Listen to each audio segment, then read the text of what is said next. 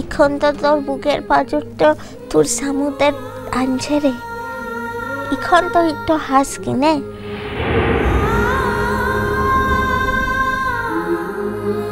তোর আর কিসের দুঃখটা আনছে বল?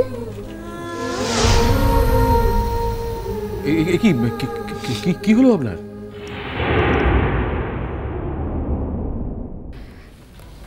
বাপি,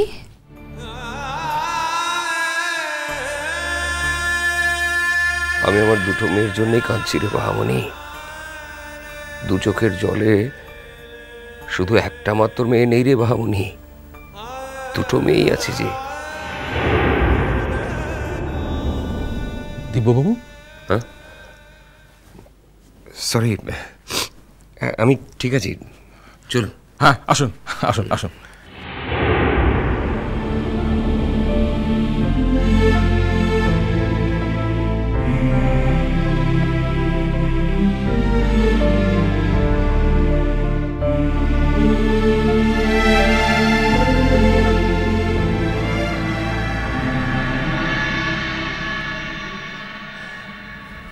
দিদিমণি,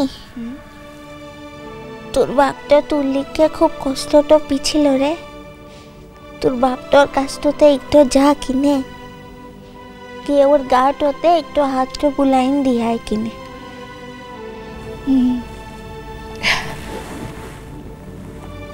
জানো বাহা, ওর যে জানো আমি ভাবতে পারিনি, যে আবার আমি তোমাদের কাছে আসতে পারবো।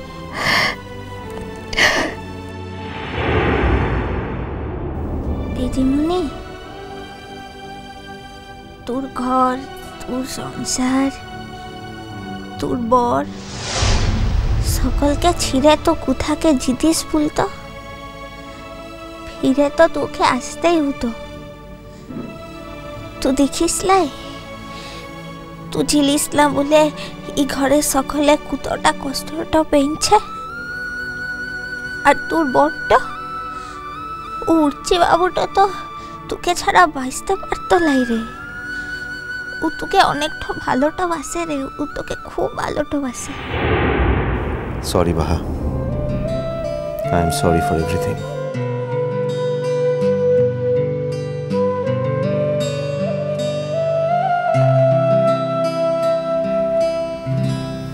দাদা ভাইকে ওষুধটা আনতে দিলাম, পেলো না নাকি? এত দেরি করছে কেন? দিদিমণি, হ্যাঁ তো যা কিনে আমি এমনি ঘুমাইন পূর্বক। হ্যাঁ বাহা, আমি জাস্ট 1 মিনিট আসছি, দাঁড়া একটু দেখে আসি।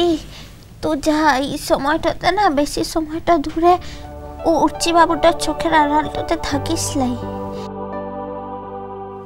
এই খুব দুষ্টু দুষ্টু কথা শিখেছো না তুমি? তার লিখে লয় রে, কাল থেকে তো তুকে দেখিস লাই, দেখে তো মনে হচ্ছিল ও আর বাঁচবে লাই। শুধু উঠছি বাবু কেন, বাড়ির লোকরাই বা কেন? এই যে আমার একটা বাহা বলে মিষ্টি ছোট্ট মেয়ে আছে, সেও কি আমাকে কারোর চেয়ে কম ভালোবাসে দেখি?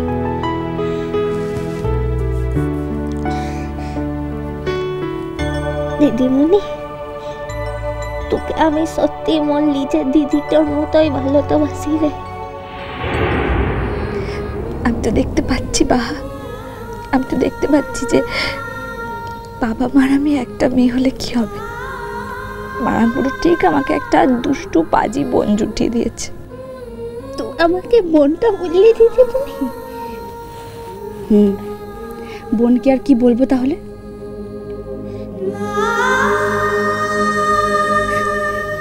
এই দেখো বাহা, এরম করে কেউ কাঁদে নাকি? তুমি কি বোকা বোকা মেয়ে তুমি? আর কাঁদবো খেয়ে রে, আর কাঁদবো খেলে কোটকা।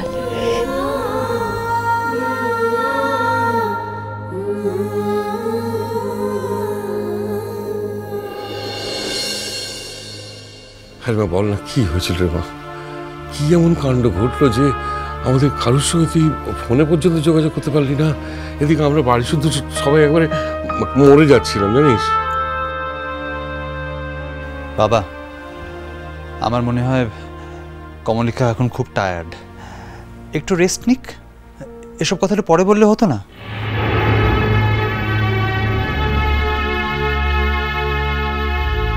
যাও বাবা, বাড়ির বউ বাড়িতে ফিরে এসেছে, এই তো বড় কথা। হোক একটু ক্লান্ত, আমরা কথাগুলো শোনার জন্য ছটফট করছি। বল না মা, কি হয়েছিল? আচ্ছা, দিব্যবাবু কোথায় গেলেন? তাকে তো দেখছি না। বাপি তো চলে যাবে বলছিল, বাড়িতে গিয়ে মাদের খবরটা দেবে। আমার মনে হয় বাহাকে দেখে ওর সঙ্গে কথা বলছে দাঁড়িয়ে। উফ, যা মেয়ে, এখন না আবার এখানে উঠে আসে ওই অবস্থায়। আসবে না, আমি একটা হালকা ডোজে ট্র্যাঙ্কুলাইজার দিয়ে এসেছি। পাগল মেয়ে একটা, এইভাবে হাত কেটে কেউ রক্তারক্তি কাণ্ড করে?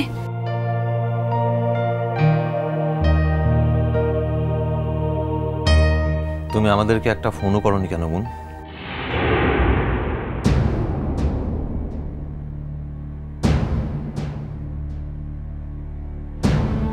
দূর থেকে কি মজা দেখছিলে?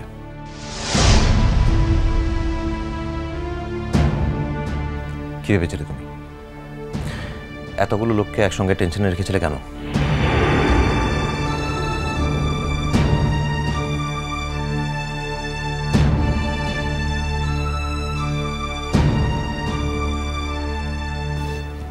আমি এবার একটু বলি। হ্যাঁ বলো, শুনতেই তো চাইছি। করছি।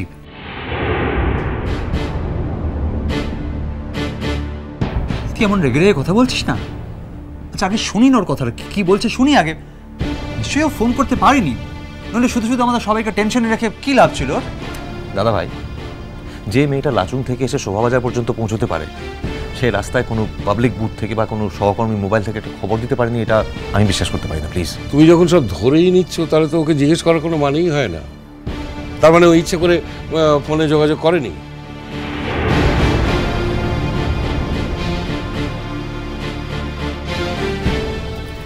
ও কমলিকা, বল না মা, কি হয়েছিল?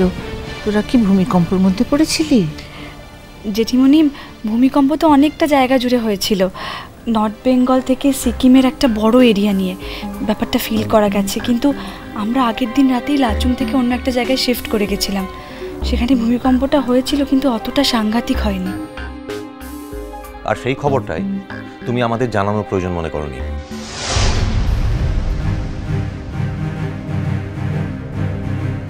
অর্চি, তুমি ভালো করে একবার মনে করে দেখো, তোমার সঙ্গে যখন আমার শেষ কথা হয়েছিল আমি তখন তোমায় বলেছিলাম যে বাইরে গাড়ি দাঁড়িয়ে আছে, আমরা এক্ষুনি বেরোবো। তখন তুমি আমাকে এই কথাটা একবারও বলনি যে তোমরা সেখান থেকে একবারে বেরিয়ে আসছো আর তোমরা কলকাতা ফিরবে। ঠিক ছিল না অর্চি, কোনো কিছুই ঠিক ছিল না। বাসে উঠে লাস্ট মোমেন্টে ইউনিটের থেকে জানতে পারলাম যে ওখান থেকে নাকি শিলিগুড়ি যাওয়ার একটা সোজা পথ আছে। আর তখনই ডিসাইড হলো যে ঘুর পথে শিলিগুড়ি যাওয়ার জন্য আমরা আর লাচুংয়ে ব্যাক করব না। আর সেই সামান্য কথাটা একবার ফোনে বলতে তোমার কি অসুবিধা ছিল? করছি। আচ্ছা, ওকে পুরোটা বলতে দে না আগে। তাছাড়া তখন তো আর মালকী জানতো না যে সকাল 7:30টায় ভূমিকম্প হবে। আমরা লাচুং বলে যে জায়গাটায় ছিলাম ওখানে কোনো টাওয়ার কাজ করছিল না। আমি ভেবেছিলাম যে পৌঁছে একটা ফোন করব, কিন্তু মাঝ রাস্তায় সিগন্যালটা চলে গেল আর এলোই না। তারপর ভূমিকম্প ওখানেও হয়েছে, ধসও নেমেছে, কিন্তু আমরা লোকাল একজনের হেল্প নিয়ে শর্টকাটে শিলিগুড়ি পৌঁছালাম। আর শিলিগুড়ি পৌঁছানোর পরে এতগুলো লোকের মধ্যে কারো মোবাইলে যে সিগন্যাল ছিল না, এটা কিন্তু কেউ বিশ্বাস করবে না।